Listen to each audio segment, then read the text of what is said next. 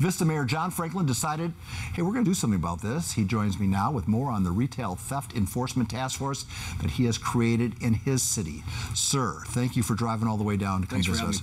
All right, so I've said it a couple times on the air, and some people look at me like I'm cross-eyed or something, but I think this problem of the snatch and grab, organized thievery, if you will, of our mom and pop operations, I see this as the moral decay of our society. Okay, well, you know, people say, well, it doesn't really amount to much. To me, these little problems lead to big problems. You know, it amounts to $595 per household in California.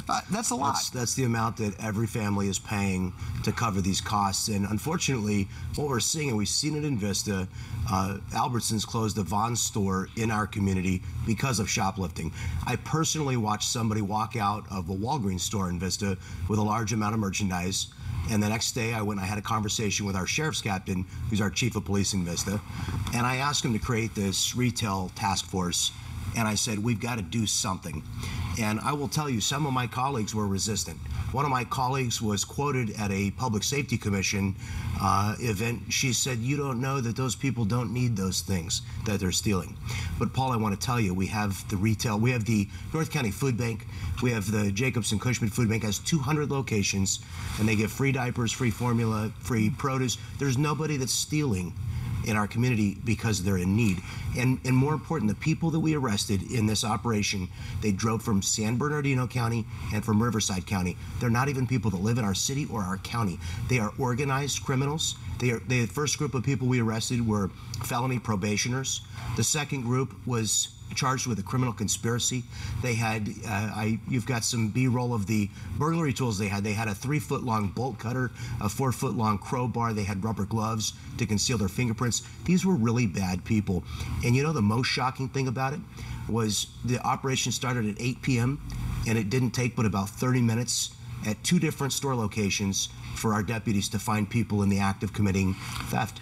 Explain to us how the operation works, or are you allowed to? Absolutely. It's honestly quite simple. And you know, one of the other sort of points of contention was whether or not we were going to be public about this. And I said, guys, we've got to be public about this. The idea is to deter theft in Vista, for people to know that we're closed for business. So it's really simple. You know, there's somebody watching at most large retailers when these crimes are happening. Unfortunately, large corporations have taken a posture of non-intervention. And so they're just watching the merchandise walk out the front door. So what I said is, let's be there with plainclothes deputies, and let's work with store personnel. And when we see these crimes in progress, let's make sure that we find some of these people and let's make an example of them. So you just hung out at a place that would be prone to this kind of... That's it. We were at some of our major retailers in Vista, and I got to personally sit and watch the cameras. And, you know, it was amazing. You can really see the body language of somebody who's engaged in a crime. Explain that to me. What does it look like? You know, they're moving quickly. You know, the counter theft personnel at the store told me you can tell that somebody is kind of meandering when they're just a shopper, but they move quickly and with a purpose, and they conceal their location. They kind of, you know, they're looking around. It's pretty obvious. You can see. In my neck of the woods, it's obvious because it's a repeat. It's usually a repeat offender. Absolutely. Yeah, no, these people are repeat offenders, and the stores have an inventory. They have a private system. I wish the government had as good a system to inventory the individuals who are repeat criminals. The most important thing, and you kind of alluded to it, the most important thing I want to communicate here is, in Southern California and probably the entire state, we have large organized rings of people who are making this a career. We have got to interrupt these organized rings of criminals. Yeah, because that's the pushback that I always get when this issue comes up is, oh man, they're just trying to get bread on the table. Yeah, it's not what it is. And they paint this picture of this down, and man, that's not what I see. No. I see young kids who are, it's the equivalent of a joyride. Yeah, and there's still, joyride. One of the guys that stole a basket full of merchandise, when he pushed it out and got almost to his car, he jumped in the air like Fred Flintstone and clicked his heels together. He was euphoric about his crime.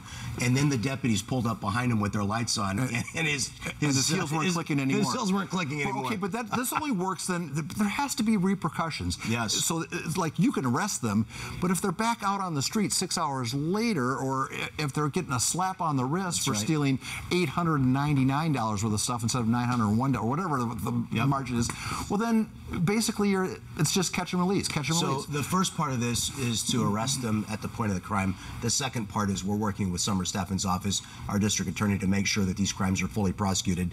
The first group of people we arrested, again, were felony probationers. These were people, there is a large number of people who have looked at a judge and said, I've been convicted of a felony crime, but if you'll give me the opportunity to be a model citizen for the next 4 years, I'd like that opportunity rather than go to state penitentiary. Instead, they go out and they commit serial crimes again and again and again. And our state is so broken that we allow somebody who's been convicted and who's had a sentence stayed with a probation, we allow them to go out and victimize the community repeatedly without returning them to prison. It's insanity. Remember back in the day when there would be an election and both politicians would be right. Law and order, pro-law and order? Exactly. Will we ever see that again here in California? You know, I think the pendulum is starting to swing back.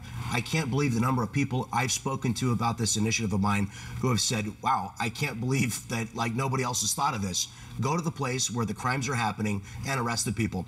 Last thing I want to say, the deputies were so happy to be doing Sure. the work that they were hired to do. Yeah. Absolutely. This was the job that they were hired to do. They were proud of it. I'm proud of them. They were doing great work, and it was real police work and real criminals. And we're going to keep doing it. What would you say to the corporate owners, the Yeah. big franchise owners who have taken the stance that we don't want our employees to get hurt, so take your hands off the wheel? What do you say to, how much of the part of the problem are they? They're a huge part of the problem. They're passing that $595 onto the consumer because it's an easier corporate business decision than it is to interrupt the crime. But here's the real victimization of our communities. Our working class communities are seeing businesses driven out and closed, and large corporations, and I'm not going to name the names of the big retailers, but the big names in our communities are simply the ones that have thousands of stores. They're simply closing the ones that are not profitable because of theft, and they're moving them out of working class communities, and often that means minority communities are victimized by not having a place to shop. There is a real set of victims here, and it's working families that no longer have a place to buy goods in their community. Let's keep having this conversation until we see a significant change. And congratulations on your sting operation. Meanwhile, criminals stay out of Vista because we're going to get you. All right, Mayor Franklin, we appreciate your time.